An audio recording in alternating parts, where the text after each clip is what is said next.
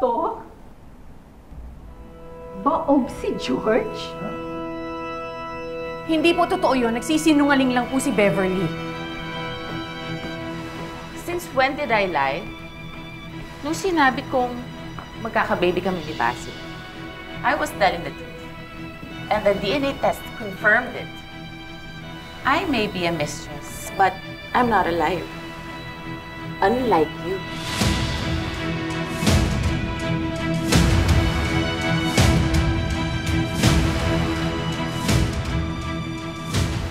Both of you, let's discuss this privately. Nakakahiya sa mga bisita. Mas nakakahiya si George kasi nagsisinungaling siya sa inyong lahat. Tumahimik ka nga dyan! Baog ang anak mo at hindi niya kayang bigyan ng anak si Basil. You shut up. You don't know what you're talking about. But I do, George. I do. And that's the thing about the truth. It stings like a bitch. Halika na. Totoo siguro ang chismis. Na nung malaman ni Basil na hindi siya kaya bigyan ng anak ni George, gusto na siyang hiwalayan. Kaya pinatay mo siya.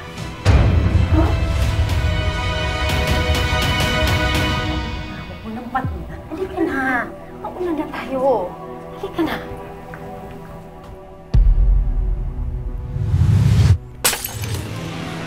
Anak ko! Anak! Halika dito! George! George! Anak, bitawan mo yan, please! George! Get away from her! Huwag kayong lalapit! I swear to God, sasaksakin ko tong babaeng to! Please, please, don't kill me. Look who's begging now!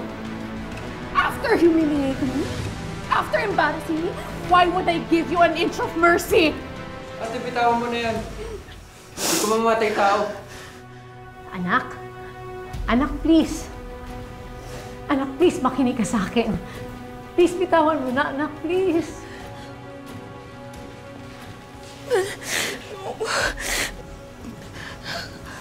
Please. George. No.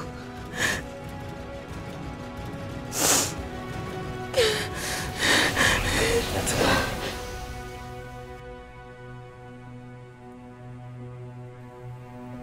You better thank your God I'm not the killer you think I am.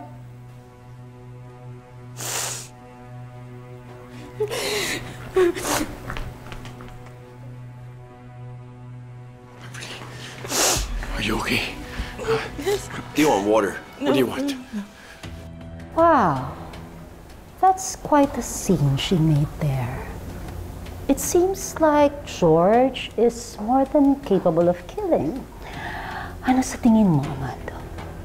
Hmm?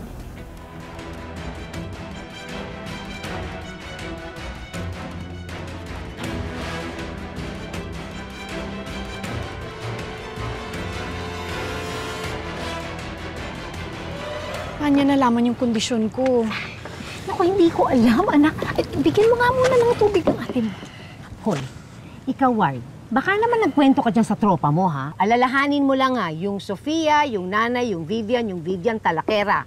Mag-iingat ka. Manti ako nagkikwento ng mga sikreto natin. Siguraduhin mo, ha? Nakakaya yung ginawa ko. Ano na lang iisipin nila? Nak, alam mo, makakalimutan din nila yun. Nay, munti ko pa rin masaktan si Beverly. Eh, pahiyain ka ba naman ng gano'n kahit siguro ako gagawin ko yun? Ate, huwag mo nang ulitin yun, ha? Kinabahan ako sa'yo. Akala ko tutuluyan mo na, eh.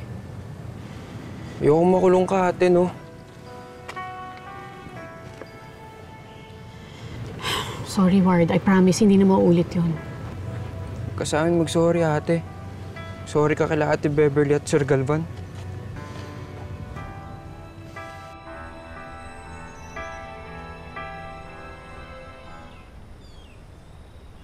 Attorney, isasend ko na po yung video.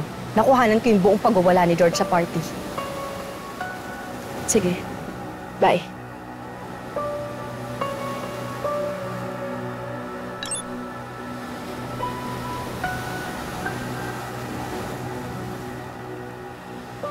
Sinabi ko na eh. May kinalaman ka sa nangyari kanina.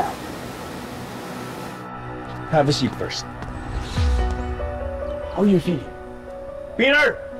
Peter! Are you okay? Ihanda mo yung kotse. Pupunta tayo ng ospital. Okay, sir. Tito, wag na. Hindi naman po ako nasaktan physically.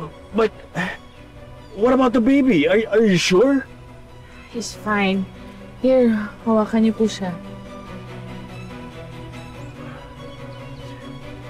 I just wouldn't know what to do kung may mangyayari sa inyo ng apo ko. We're okay. Na-trauma lang po. Sir, kanina si Ma'am George. Grabe manlisik yung mata. Parang papatay na nga, sir eh. Oh, please. Don't remind me of it. I just want to forget about it. I'll take care of it. No one will hurt you again.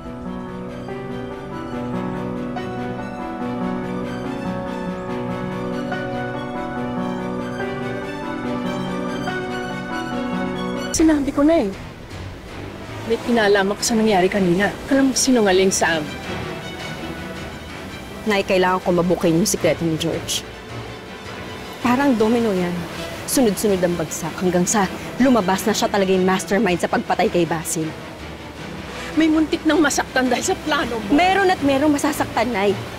This is war, and Francis was the first casualty. Yun na nga. Nadamay ang kapatid mo. Ngayon naman si Beverly. Sinong susunod? Sam, ako?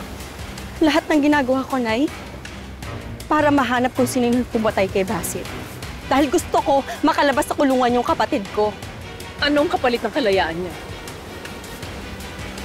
Para maging katulad ka ng mga taong kinamumuhian mo! Nay, mahal na mahal ko yung kapatid ko.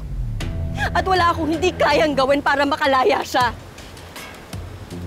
Kung ang paraanan ninyo sa pagpapakananay sa kapatid ko ay ang oras-oras sa pagpapamukha sa akin na kasalanan ko, kaya siya nakasakulungan.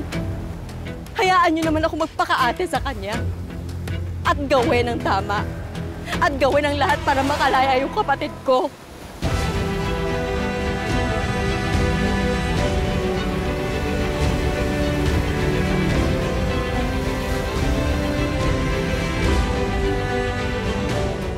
Sandali.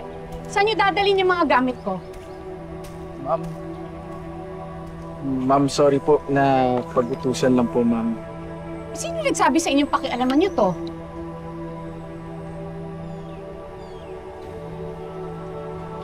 I did.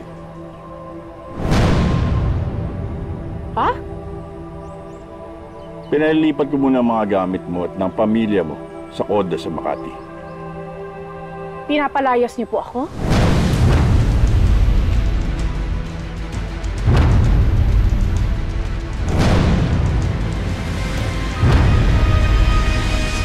Si ate kanina pa nawawala eh. Di sumasagot sa mga text ko. Ang ganda ng itsura mo! Ano nangyari sa'yo? Francis, okay ka lang? Ito, medyo nasanay na rin. Actually, ready na nga ako eh. Ready saan, anak? Ready na akong mamatay. Anong sinisilip mo dun sa kabilang bahay? Wala ako si Sir Galvan eh. Siguro, seryosong gulo talaga yung nangyayari dun. What's wrong? Sakit lang!